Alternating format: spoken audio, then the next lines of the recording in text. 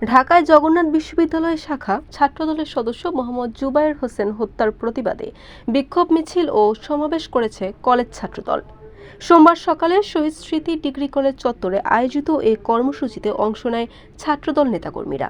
বিক্ষোভ মিছিলটি college campus থেকে শুরু হয়ে উপজেলার প্রধান প্রধান সড়ক প্রদক্ষিণ শেষে কলেজ গেটে এসে সংক্ষিপ্ত সমাবেশে মিলিত হয়।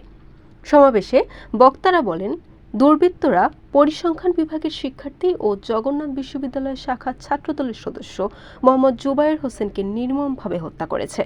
বক্তারা এই হত্যাকাণ্ডের তীব্র নিন্দা জানিয়ে অবিলম্বে জড়িতদের গ্রেফতার ও দৃষ্টান্তমূলক শাস্তির দাবি জানান।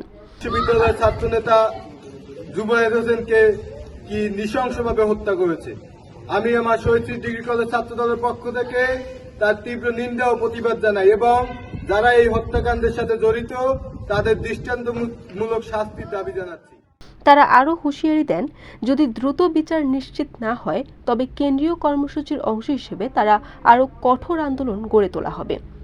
সমাবেশে উপস্থিত ছিলেন কলেজ ছাত্রদলের সভাপতি মোহাম্মদ আরিফুল ইসলাম মোল্লা, সাধারণ সম্পাদক মোহাম্মদ খালেদ মাহমুদ, সাবেক সদস্য সচিব মোহাম্মদ জালিস মাহমুদ ভুইয়া, প্রচার সম্পাদক মোহাম্মদ ফারদিন ইসলাম এবং সৌরভকাঠি সদর ইউনিয়নের সাধারণ সম্পাদক মোহাম্মদ রিয়াদুল ইসলাম প্রমুখ।